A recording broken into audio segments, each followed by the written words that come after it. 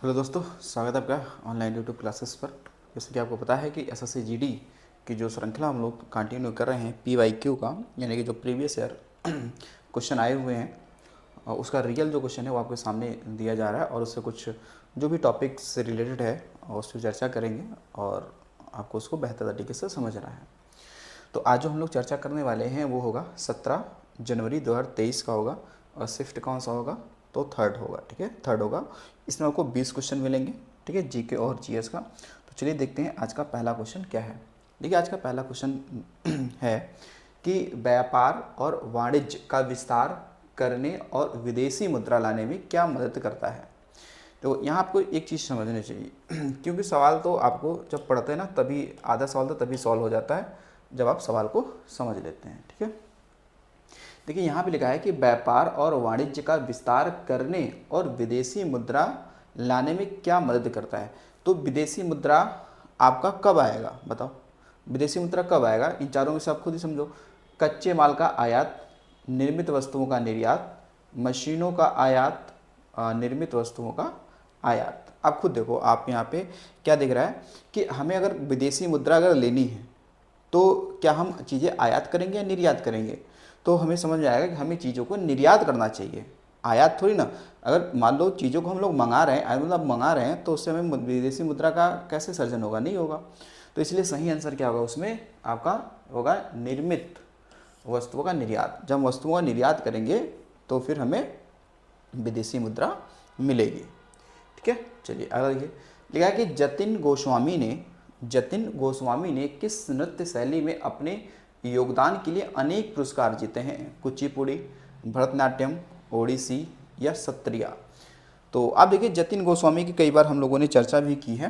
तो जो जतिन गोस्वामी हैं उनका संबंध किससे है, क्षत्रिया से। किससे है, क्षत्रिया से। और सत्रिया कहाँ का शास्त्रीय नृत्य है, तो ये है असम का। कहाँ का है, असम का। और किस नंबर का है ये, तो कह सकते हैं नवीनतम और 8वां। ठीक है, 8 ही है तो ये 8वां है। ठीक है, 8वां है। बाकी ओडिसी तो ओडिशा का है। कहाँ का है, ओडिशा का है। इसके अतिरिक्त जो आपका भरतनाट्यम है ये तमिलनाडु का है। कहाँ का है, तमिलनाडु का है। कहाँ का है, तमिलनाडु का है। और जो कुचिपुड़ी है ये आंध्र प्रदेश। कहाँ का है, आंध्र प्रदेश का ये क्या है, तो शास्त्रीय नृत्य है। ठीक है, तो टोटल कितने हो गए, 8 हो जाते हैं जो आपको यहाँ पे दिख रहा है। तो ये जतिन गोस्वामी को क्या रखना है, आपको ध्यान रखना है। ठीक है, चलिए अगला देखिए। अगला क्वेश्चन है कि जनरल डायर ने किस वर्ष में मार्शल लॉ के दौरान कमान संभाली थी। ठीक है, मार्शल लॉ के दौरान कमान संभाली थी। तो ये तो चीज़ें पता है ना, जनरल डायर। तो देखिए 1819, 1919, 1945, 1929। तो इसमें सही आंसर क्या है आपका, 1919। ठीक है, मार्शल लॉ का मतलब भाई उसमें ब्रिटिश शासनकाल में क्या था कि दो से अधिक एक साथ व्यक्ति खड़े नहीं हो सकते हैं या ग्रुप नहीं बना सकते हैं, यानी कि एक साथ में कई व्यक्तियों का ग्रुपिंग नहीं हो सकता है। ठीक है, तो ये था मार्शल लॉ उस समय। तो जब क्या था, आपने देखा था कि जो 13 अप्रैल 1919 में जो आपका क्या था, बैसाखी का दिन था। बैसाखी क्या एक त्यौहार है सिख धर्म में।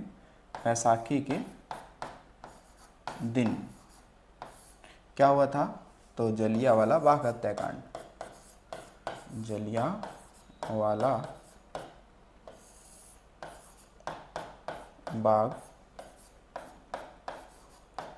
हत्याकांड हुआ था। ठीक है, तो इसी के संदर्भ में मार्शल लॉ लगाया गया था पंजाब वाले क्षेत्र में। ठीक है, तो जलियांवाला बाग ये जगह कहाँ पड़ती है, तो ये पड़ता है कहाँ पे, अमृतसर में।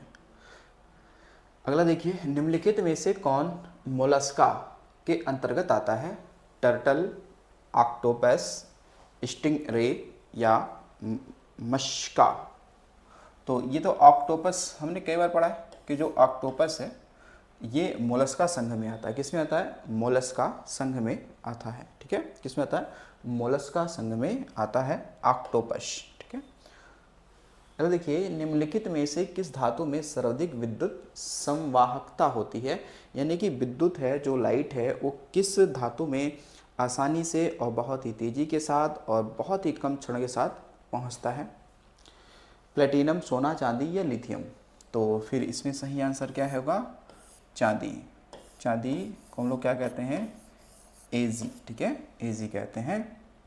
और आपका सोना को हम लोग एयू कहते हैं, प्लेटिनम को पीटी कहते हैं और ये लिथियम को एलआई। मतलब ये इनके प्रतीक क्या हैं? चिन्ह है। ठीक है, इनके प्रतीक चिन्ह है। तो अगर जो हम देखें विद्युत जो चालकता है उसका अगर हम लोग क्रम देखें तो सबसे अधिक तो लाइट किस में पास होती है? चांदी में होती है। चांदी के बाद अगर आप देखेंगे तो वो कौन सा तत्व होता है? तो है तांबा। तांबा के बाद में क्या आ जाएगा? तो आपका एल्यूमिनियम आ जाएगा। ठीक है, एल्यूमिनियम आ जाएगा। सोना जो है, जो गोल्ड है, इसके बारे में एक चीज़ आप ध्यान रख सकते हैं क्या, कि जो सोना है ये सर्वाधिक, ठीक है, क्या सर्वाधिक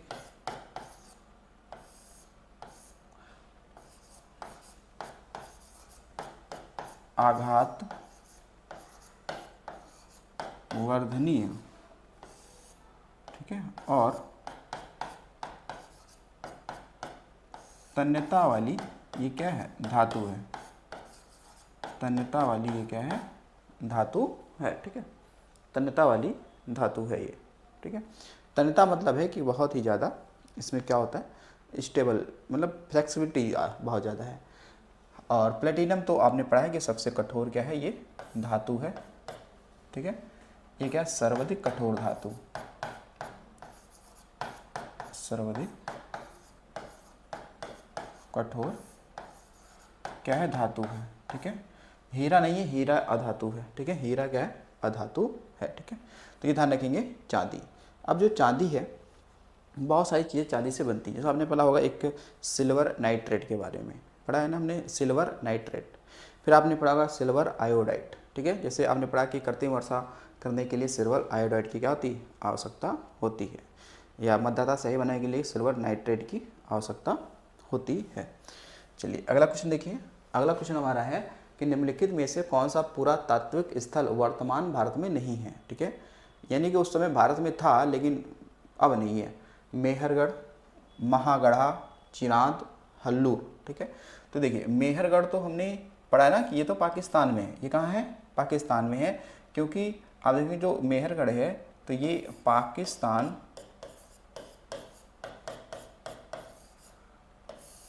के बलूचिस्तान में है। ये कहाँ पे है? तो बलूचिस्तान,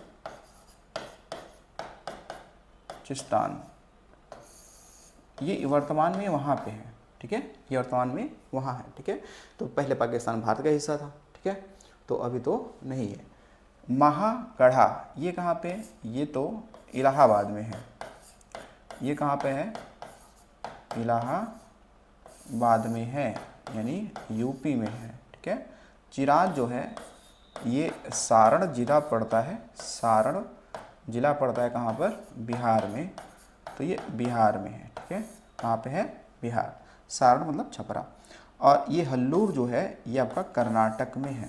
ठीक है, कहाँ पर हो जाएगा? कर्नाटक राज्य में ये स्थान है। हालांकि सभी ये क्या पुरातात्विक स्थल हैं, लेकिन मेहरगढ़ तो भारत में नहीं है। ठीक है, मेहरगढ़ तो भारत में नहीं है। आपने पढ़ा भी होगा कि कृषि का जो प्राचीनतम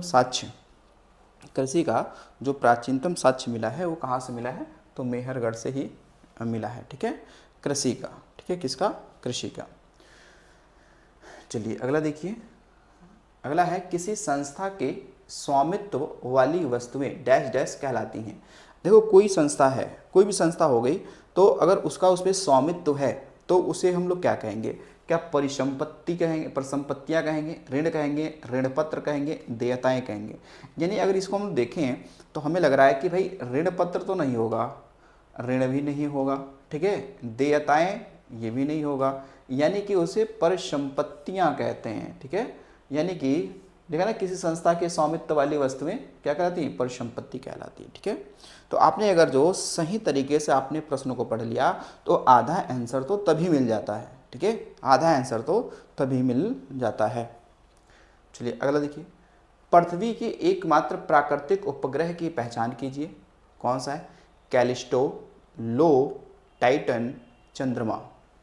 तो देखिए हम सभी को पता है कि भाई चंद्रमा का क्या, चंद्रमा जो है वो पृथ्वी का एकमात्र क्या है, प्राकृतिक उपग्रह है। ठीक है, बाकी कृत्रिम तो ना जाने कितने हजार होंगे। ठीक है, जो हम भेजते हैं, तो चंद्रमा। बाकी टाइटन जो आपने देखा होगा ये तो शनि का है ना, ये जो शनि उपग्रह है उसका क्या है, ये उपग्रह है। ठीक है, कैलिस्टो और लो, कैलिस्टो और लो ये बृहस्पति के क्या हैं, उपग्रह हो जाते हैं। ठीक है, तो जरा अब चंद्रमा की हम लोग बात करते हैं, तो थोड़ा चंद्रमा के संदर्भ में ध्यान रखेंगे कि चंद्रमा पर पृथ्वी का 1/6 क्या है, गुरुत्वाकर्षण बल है, गुरुत्वाकर्षण बल है। ठीक है, 1/6 लगता है। यानी कि अगर आप पृथ्वी पर 60 किलो के हैं तो चंद्रमा पे जाएंगे तो उसका 1/6 हो जाएगा, अर्थात तो आप 10 किलो के हो जाएंगे। कितना, 10 किलो के हो जाएंगे। ठीक है, तो ये ध्यान रखना, पृथ्वी और चंद्रमा के बीच में जो दूरी है, ठीक है ना, देखो जो पृथ्वी है, ठीक है, और आपका क्या है, चंद्रमा है, क्या है, चंद्रमा है, कि जो दूरी है के बीच दूरी है वो कितना है, तो ये है 3,84,000। कितना है, 3,84,000 क्या है, किलोमीटर है। कितना है, 3,84,000 किलोमीटर है। ठीक है भाई कुछ, ठीक है, तो ये आपको ध्यान रखिए। चलिए आगे देखिए, अगला देखिए, अगला सवाल आपका है कि प्रसिद्ध नौचंदी मेला वर्ष में एक बार डैडस राज्य में होता है, कहाँ पे होता है। नौचंदी मेला तो बहुत ही फेमस है हमारे, कहाँ, यूपी में है क्या, यूपी में है। तो केरल, एमपी, तमिलनाडु, तो ये नौचंदी मेला लगता है यहाँ पे उत्तर प्रदेश में। ठीक है, उत्तर प्रदेश के कहाँ पर, तो मेरठ जिले में। कहाँ पे, मेरठ जिले में लगता है कौन सा, नौचंदी मेला लगता है। ठीक है, अगर थोड़ी मैं और बात कर लूँ कि क्या इसके अलावा भी लगते हैं क्या, तो देखिए एक मेला लगता है बटेश्वर मेला। ठीक है, बटेश्वर मेला, तो ये हमारे यूपी के ही लगता है, किस ज़िले में, तो आगरा में। फेमस है नहीं, फेमस है।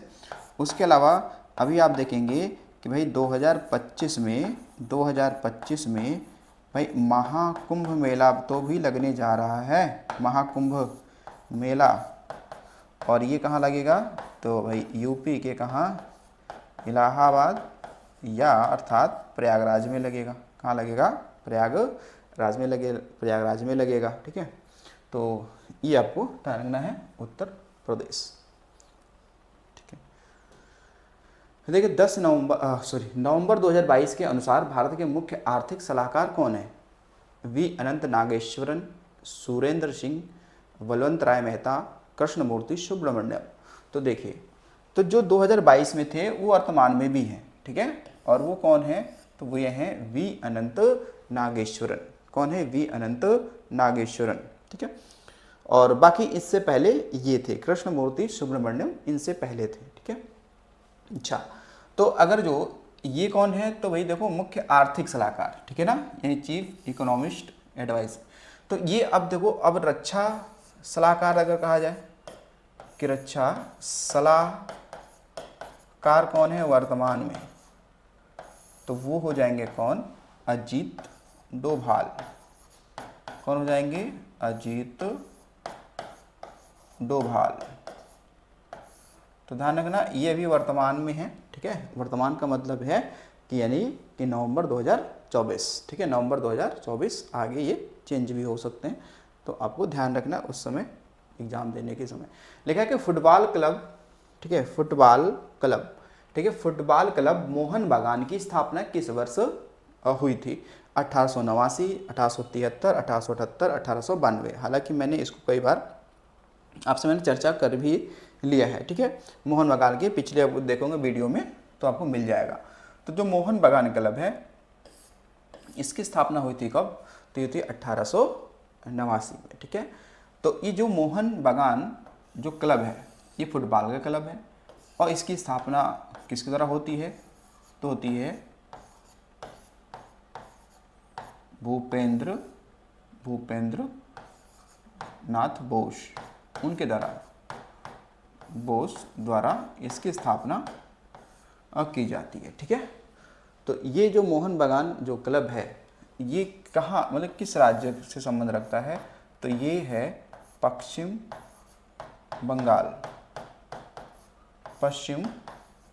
बंगाल का है ये, ठीक है। तो अगर देखेंगे तो भारत का सबसे पुराना फुटबॉल क्लब तो यही है। भारत का सबसे पुराना फुटबॉल क्लब कौन सा है? तो ये मोहन बागान क्लब है सबसे पुराना, ठीक है। बाकी वैसे फुटबॉलों से और हम लोग बात करते हैं तो फुटबॉल से आपने कई सारी ट्रॉफियाँ वैसे भी सुन रखी होंगी, जैसे सुब्रतो कप है नहीं, रोवर्स कप है, उसके अलावा डूरंड कप है, उसके अलावा संतोष कप है, आशुतोष कप है, ठीक है, मर्डेका कप है। ऐसे आपने कई सारे सुन रखा होगा इससे, ठीक है। तो ये आपको देना 1889, ठीक है, 1889। आगे देखिए, 8वीं पंचवर्षीय योजना के दौरान प्रधानमंत्री कौन थे?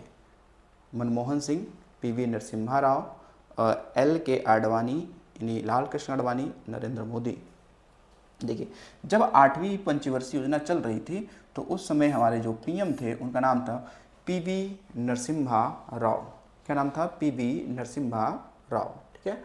अच्छा, यहीं पे अगर ये चीज़ देखे जाए कि देखिए जो फर्स्ट, ठीक है, सेकंड और थर्ड जो आपका 5 ईयर प्लान था, यानी जो पंचवर्षीय योजना थी, पहली, दूसरी और तीसरी, इसके समय जो हमारे PM थे उनका नाम था क्या? तो JL नेहरू, यानी कि जवाहरलाल नेहरू जो हमारे प्रधानमंत्री रहे पहले, वो 3 पंचवर्षीय योजना के समय वो थे, पहली, दूसरी और तीसरी, ठीक है, पहली, दूसरी और तीसरी। फिर उसके बाद में जब आप आगे बढ़ेंगे तो आप जब चौथी और पाँचवीं, कौन सी भाई? चौथी और पाँचवीं जब आपका आएगा तो आप उसमें देखेंगे तो उसमें आपके कौन उसमें होगा? तो क्या उस दूसरे वाले में क्या इंदिरा गांधी होंगी? क्या चौथी और पाँचवीं में क्या इंदिरा गांधी होंगी? तो चौथी, पाँचवीं और छठी, इनमें सब कौन होगा? इंदिरा गांधी। तो आपने एक चीज़ सब पढ़ा होगा कि 5वीं पंचवर्षीय योजना में ही गरीबी हटाओ और देश बचाओ का नारा किसने दिया था? तो इंदिरा गांधी ने ही दिया था, ठीक है। किसने दिया था? इंदिरा गांधी। तो इंदिरा गांधी PM थी उस समय, कब? जब चौथी, पाँचवीं और छठी चल रही थी, ठीक है। उसके अलावा जब 7वीं आई, ठीक है, तो उस समय आप देखेंगे तो इन्हीं के बाद देखेंगे राजीव गांधी, ठीक है, क्या होंगे? राजीव गांधी होंगे, कब? जब होगा आपका 7वीं, ठीक है, कब होगा? 7वीं, ठीक है, 7वीं। तो जब 7वीं होगा तो इस समय कौन होंगे? तो उस समय होंगे राजीव गांधी। कौन होंगे? राजीव गांधी। और जब आपका 8वां होगा तो इस समय होंगे कौन? तो अटल बिहारी वाजपेयी, ठीक है, वाजपेयी ये होंगे, ठीक है। और जब 9वीं चल रही होगी, ठीक है, 9वीं चल रही होगी तो इस समय 2 लोग होंगे, ठीक है। एक तो अटल बिहारी आपके क्या होंगे? वाजपेयी भी होंगे, ठीक है, अटल बिहारी वाजपेयी होंगे, ठीक है। तो आपका कौन सा हो गया? यहाँ पे देखिए जो आपका 9वीं, यहाँ पर इस चीज़ को हम लोग हटाते हैं, ठीक है। जो आपका 9वीं जो है इसमें कौन थे? तो अटल बिहारी वाजपेयी थे, ठीक है। और फिर जो आपका 10वीं आता है, 10वीं, तो जो 10वीं आपका 5 ईयर प्लान है, 5 ईयर प्लान है, इसमें 2 लोग होते हैं, अटल बिहारी वाजपेयी भी होंगे और प्रधानमंत्री आपके मनमोहन सिंह भी होंगे, ठीक है।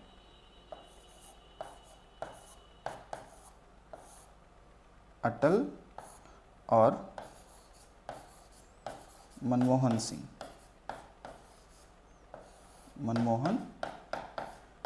ये दोनों लोग होंगे, ठीक है, इस दौरान। लेकिन जब आपका 11वीं और 12वीं ये दोनों 5 ईयर प्लान होगा, 5 ईयर प्लान होगा, तो इस समय प्रधानमंत्री कौन होंगे, तो होंगे मनमोहन सिंह,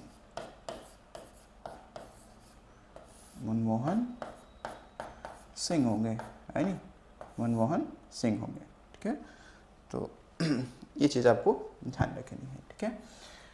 तो सारे ये हो गए, ठीक है, सारे हो गए, ठीक है। अब देखिए अगला क्वेश्चन, नवजात मृत्यु ड्रॉ किसी दिए गए वर्ष या अन्य अवधि में प्रति 1000 जीवित जन्मों के जीवन के पहले डैश के दौरान होने वाली मृत्यु की संख्या को संदर्भित करता है, ठीक है। यानी कि जो नवजात मृत्यु है, इसे हम लोग कितने दिन के अंदर, जन्म के कितने दिन अंदर मृत्यु हो जाए तो उसको हम लोग नवजात मृत्यु की संज्ञा देते हैं। तो ये होना चाहिए कितना, 28 दिन, कितना 28 दिन के अंदर अगर मृत्यु हो जाती है तो उसकी संज्ञा देंगे कैसा, नवजात मृत्यु का। देखिए अगला है, अगस्त 2022 में भारत के 49वें मुख्य न्यायाधीश के रूप में किसने शपथ ली। अब देखो 49वें है ना, तो 49वें में तो ये थे यू ललित, यानी कि उदय उमेश ललित, ठीक है। तो अब तो ये 49वें हैं, ठीक है। लेकिन अगर जो 50वें आपसे पूछा जाता है तो वो कौन है, तो वो हैं DY चंद्रचूड़,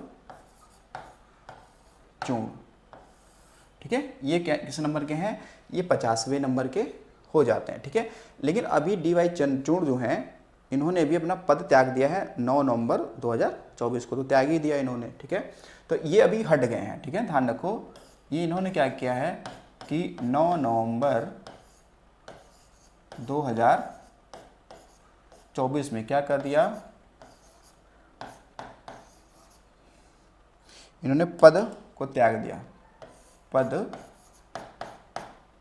त्याग दिया इन्होंने, ठीक है। अब 51वें नंबर के अब आ जाएंगे, ठीक है। 51वें हमारे CGI कौन होंगे, तो हो जाएंगे संजीव, कौन हो जाएंगे, संजीव खन्ना, कौन हो जाएंगे, संजीव खन्ना, कौन 51 नंबर के हो जाएंगे, ठीक है। और ये भी शपथ लेने जा रहे हैं कब, 11 नवंबर 2024 को शपथ लेंगे। शपथ कौन दिलाएगा, तो जो हमारे राष्ट्रपति हैं द्रौपदी मुर्मू, वो क्या दिलाएंगे, शपथ दिलाएंगे, ठीक है, शपथ दिलाने वाली हैं, ठीक है। तो ध्यान रखिएगा संजीव खन्ना हमारे बन जाएंगे, ठीक है, 91 नंबर का। तो ये संभावना तो आपकी प्रबल रहेगी एग्जाम में आने की, ठीक है। क्योंकि आप देखेंगे जो आपका सुप्रीम कोर्ट है, सुप्रीम कोर्ट, तो सुप्रीम कोर्ट का उल्लेख अगर आप भाग देखेंगे संविधान में, तो भाग तो है 5, ठीक है, संविधान कौन सा भाग, और आर्टिकल की बात करेंगे तो आर्टिकल आप कौन है, तो वो है 124 में सुप्रीम कोर्ट की क्या की गई है, व्याख्या की गई है, ठीक है, 124 में, ठीक है। तो ये चीज़ आप ध्यान रखेंगे। चलिए अगला देखिए, निम्नलिखित में से किसने ग्रीष्मकालीन ओलंपिक 2020 में ओलंपिक कैल्ट्रॉन को लॉ देकर प्रकाशित किया है। नाओमी ओसाका, वेंडरले कार्डेरो, लिलिमा जार्डन डकिट या लिया मोजियांग, ठीक है, लीला मोजियांग, कौन है भाई इसमें से, 2020 में ना, हाँ 2020 वाला कहाँ हुआ था, ये जापान में हुआ था। तो ये है कौन थी, नाओमी ओसाका। नाओमी ओसाका क्या है, एक टेनिस प्लेयर है, कैसे प्लेयर है, एक टेनिस प्लेयर है, ठीक है, टेनिस ये क्या है, प्लेयर है, और ये भी जापान की ही है, ठीक है, ये कहाँ की है, जापान की। तो इन्होंने भाई मसाल जलाया है, ठीक है ना, 2020 में जलाया था, ठीक है। अच्छा उसके अलावा देखिए थोड़ी सी अगर टेनिस की है तो टेनिस हम लोग बात कर लेते हैं। टेनिस एक प्रतियोगिता है, इसका नाम है, यहीं पे लिख देते, टेनिस क्या है, प्रतियोगिता, क्या है, प्रतियोगिता। एक आप देखेंगे, एक है विंबलडन, ठीक है, विंबलडन जो ये खेल होता है, विंबलडन प्रतियोगिता जो होती है, ये पूछा गया है, तो ये ग्रास कोर्ट पे होता है, ग्रास कोर्ट पर खेला जाता है, ठीक है। फिर आपका है एक फ्रेंच ओपन, क्या है, फ्रेंच ओपन, तो ये क्ले कोर्ट पे खेला जाता है, किस पर, क्ले कोर्ट पर खेला जाता है। बाकी आपके दो बच गए, कौन से, एक है ऑस्ट्रेलियन ओपन, कौन सा है, ऑस्ट्रेलियन ओपन।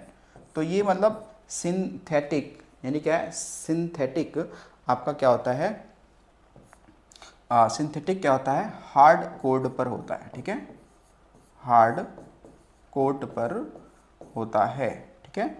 और जो आपका यूएस ओपन है, अमेरिकन ओपन, यूएस ओपन, ये भी जो होता है वो हार्ड कोर्ट पर ही होता है, हार्ड कोर्ट पर होता है ये, ठीक है। तो ये चीज़ आपको ध्यान रखनी है, 4 होते हैं, चारों मैंने आपसे चर्चा कर लिया है, ठीक है। चलिए अगला देखिए, अगला है आपका कि भारतीय संविधान में मूल कर्तव्य किस देश के संविधान से संग्रहित हैं, यूएसएसआर, फ्रांस, कनाडा, यूएसए। तो देखिए यहाँ पे यूएसएसआर का मतलब है रूस, क्या है, रूस, और ये हमने डाटा कहाँ से लिया है, तो रूस से ही लिया है। अच्छा देखिए, यूएसएसआर से हमने एक चीज़ और लिया है, हमारे प्रस्तावना में जो आपका न्याय की बात की गई है, ठीक है, जो न्याय का आदर्श है, न्याय का आदर्श जो है, यानी न्याय का जो आदर्श है वो भी हमने कहाँ से लिया है, तो रूस से ही लिया है। न्याय का आदर्श मतलब आपने देखा है कि हमारे प्रस्तावना में 3 प्रकार की न्याय की बात की गई, सामाजिक, आर्थिक और राजनीतिक, 3 तो बात की है, सामाजिक, आर्थिक और राजनीतिक। तो ये भी चीज़ें हमने कहाँ से ली हैं, रूस से ही लिया है, ठीक है। तो न्याय कितने प्रकार के हैं हमारे, 3 प्रकार के, कौन कौन से, सामाजिक, आर्थिक और राजनैतिक। कैसे हैं, राजनैतिक, ये वाले आदर्श, ठीक है, यहीं से लिए गए हैं, रूस से लिए गए हैं। अब फ्रांस से बात करेंगे, तो फ्रांस से आपने देखा है कि जो हमारे संविधान में या प्रस्तावना में, हमारे प्रस्तावना में जो कह सकते हैं गणतंत्रता है, गणतंत्रता, ये भी तो हमने यहीं से लिया है, ठीक है, ये भी हमने यहीं से लिया है। इसके अलावा आप देखेंगे तो जो कह सकते हैं कि जो समानता और बंधुत्व का जो कह सकते हैं इसमें आदर्श है, वो हमने यहीं से लिया है, ठीक है। गणतंत्रता, समानता व बंधुत्व, ठीक है, ये हमने कहाँ से लिया, फ्रांस से लिया है, ठीक है। कनाडा से आप देखोगे अवशिष्ट शक्तियाँ हमने यहीं से ली हैं, ठीक है, कौन सी है, अवशिष्ट शक्तियाँ, ठीक है। यूएसए से हमने बहुत कुछ भैया लिया है, यहाँ से लिया है मूल अधिकार, ठीक है, और कह सकते हैं न्यायिक पुनरावलोकन, न्यायिक पुनरावलोकन,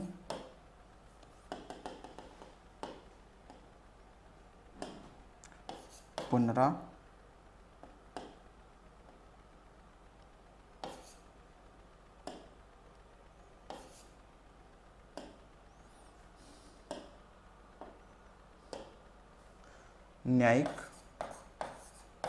पुनरावलोकन और स्वतंत्र न्यायपालिका, स्वतंत्र न्यायपालिका, ठीक है। और भी सारी चीज़ें हैं जो हमने यहीं से लिया है, ठीक है।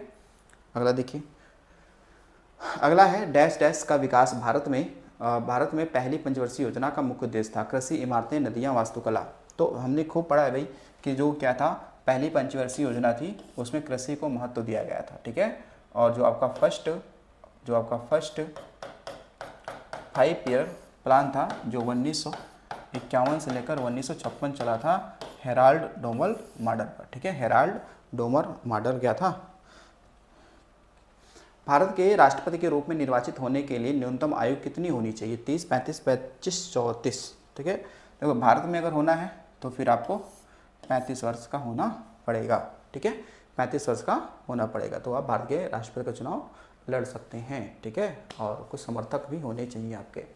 अभी आपने देखा कि जो यूएसए है, यूएसए यानी कि अमेरिका, तो यूएसए के 47 यानी 47वें नंबर के राष्ट्रपति कौन बन गए हैं? राष्ट्रपति कौन बन गए हैं? तो बने हैं कौन? Donald Trump. ठीक है, कौन बन गए हैं? डोनाल्ड ट्रम्प बन गए हैं। और ये जीतने के बाद, ठीक है, जीतने के बाद इनकी पहली यात्रा किस देश की होने जा रही है? पहली विदेशी यात्रा, पहली विदेश यात्रा ये कहाँ होगा? तो ये होगा भारत, यानी ये सब मोदी से मिलने आएंगे। ठीक है, तो ये ध्यान रखिएगा। डोनाल्ड ट्रम्प 47 नंबर के। अगला है कि स्वच्छ भारत मिशन को वर्ष डैश डैश तक स्वच्छ भारत की दृष्टि को पूरा करने के लिए शुरू किया गया था। 2 अक्टूबर 2017, 2 अक्टूबर 2015, 2 अक्टूबर 2019, 2 अक्टूबर 2018। तो ये कब तक हमने, तो देखो 2 अक्टूबर 2019 में हमने देखा था कि 150वीं जयंती हमने मनाई थी किसकी? गांधी जी की। 150वीं जयंती किसकी? गांधी जी की, महात्मा गांधी। ठीक है, चलिए अगला देखिए, लास्ट क्वेश्चन। निम्नलिखित में से कौन सा एक मणिपुर का विशिष्ट मार्शल नृत्य है? देखो मार्शल मतलब युद्ध नृत्य है। कुमी, बिहू, डंडा यात्रा या थांगटा? तो इसके लिए क्या है आपका? थांगटा। सही पता है, थांगटा। कुमी क्या है? ये भी एक लोक नृत्य है। कहाँ का? तो देखो तमिलनाडु का है, तमिलनाडु का है। ठीक है, कहाँ का है ये? तमिलनाडु का है। ठीक है, तो बाकी डंडा यात्रा ये तो शायद उड़ीसा का, ये उड़ीसा का है। हाँ, उड़ीसा का है। और बिहू तो असम का है, नहीं है? ये क्या है? असम का है। ठीक है, तो आई होप कि आपको ये चीज़ें समझ में आई होंगी बेहतर तरीके से। 20 क्वेश्चन थे। तो चलिए मिलते हैं अगले वीडियो में। आज के लिए इतना ही। Thanks for watching.